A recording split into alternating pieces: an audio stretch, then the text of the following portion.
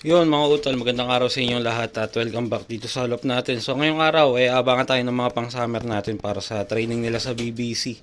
So bali ang release point ay Moncada Tarlac. Ang distance ay 92 km. Pinawalan yung mga ibon natin kaninang 6:45. So bali pa uwi sa speed na 1 to bandang 8:02 ata. Ayan, bali ang oras natin 8:50 na, meron na lang 12 minuto para sa speed na 1-2. So bali ngayon training natin sa Moncada, ang training lang natin siyam na ibon. Yung mga all bird saka yung natin, yung mga young bird sa BBC. So bali itong tatlong young bird natin ng NH Kamalig, iniwan muna natin sila dito sa loob dahil pinahinga na natin sila. So loading na kasi mamaya ng NH Kamalig para sa second lap derby ng Kamalig at first lap derby naman ng NH. So ito yung tatlong entry natin doon, kaya pinahinga na natin yung mga ibon. So para mai-ready natin sila mamaya sa loading para sa second lap at first lap. Ayan, ito napapansin ko medyo stress yung ibon kahapon. Hindi maganda yung kinilos niya maghapon. So sana ngayong araw okay na yung ibon. Ayan, pero clock to ng first lap ng Kamalig So sana sa second lap maging okay din siya sa first lap. Sa second lap ng Kamalig at first lap ng NH may clock ulit natin to kasi yun nga.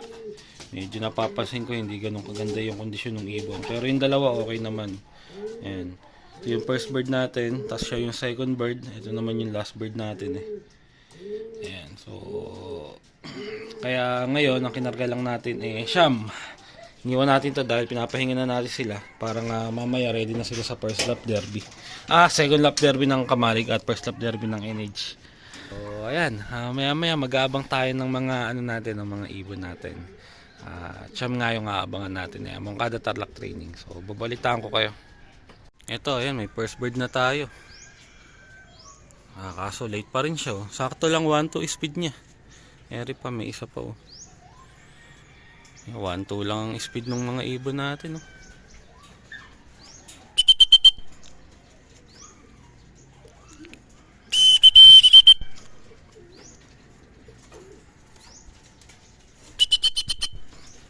Ayan, first bird natin ngayon tong hen. 8-auto sakto, 1-2 speed. Ayan, sumabay lang sa 1-2 na speed yung ibon natin. Pero ang top speed 1-2 plus. So yun, isa pa lang sa siyam.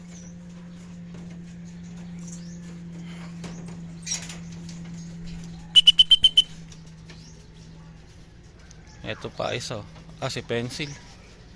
Ayan, ngayon lang umuwi. 1,100 na lang speed. Ayan, first bird natin. So nakakaisa na. Abang-abang pa tayo. Ito second bird. Ay, blue bar white plate na naman. Maganda nang umuwi talaga tong isang to.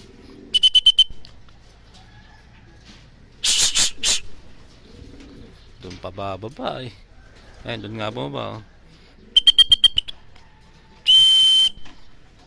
Ayan. Umu-okay yung uwi na tong ibon na to. Ayan, consistent siya sa second bird. Nung dati, pangit umuwi ito late kong umuwi ito nung patubo pa lang yung pakpak niya saka yung isa gupit pa. Ngayon kasi kumpleto na yung tubo nung dulo ng pakpak niya, yung isa halos kalahati na.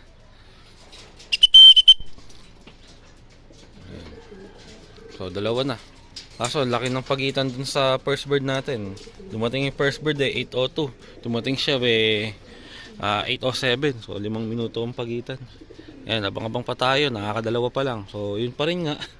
Paisa-isa yung uwi ng ibon natin sa training ng kaliwa. So malamang niya karamihan ng ibon natin nandyan na. Hindi makabakla sa grupo. Ewan ko ba sa kanila. Sa gawing Nueva Ecija okay sila So sa gawing kaliwa Tarlac pangit ang uwi nila. Ayan isa, dalawa. Mukhang atin to isa lang ata ang atin, isa nga lang.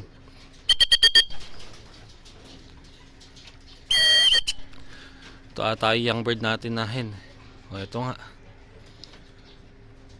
May mga rumoronda pa oh. Tatlo pa lang. 808.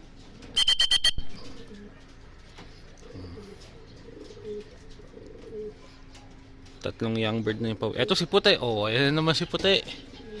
Ha? Hindi talaga nagpapahuli si Puti oh. Port bird. Yung paes oh, galing ng south. Mukhang atin din to. Atin din nga, galing ng south. Ito ata yung pinupuling ko eh. Oh, ito nga. Galing na sa south oh. Hindi bumabaklas. Ayan, tatlo sila. Kaluko na ito. Sa likod pa nang galing eh.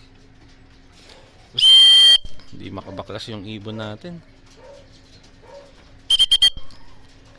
Ayan, tatlo. Nag-abot-abot. Ay, si Puti oh. Port bird natin si Puti. Eto, fifth bird na tong pinangpupuling natin eh.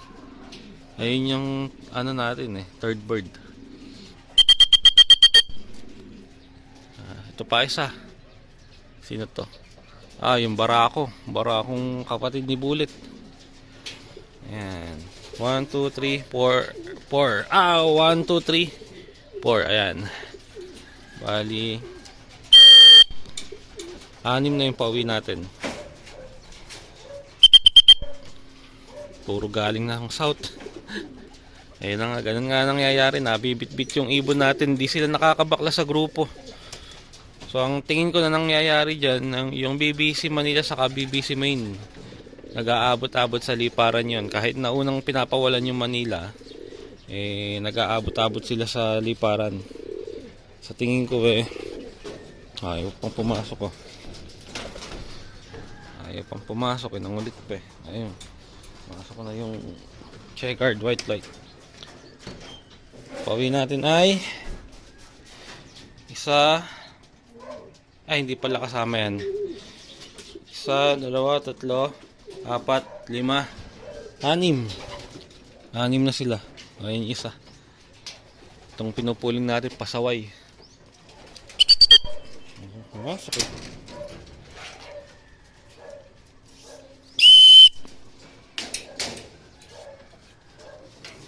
Ayan.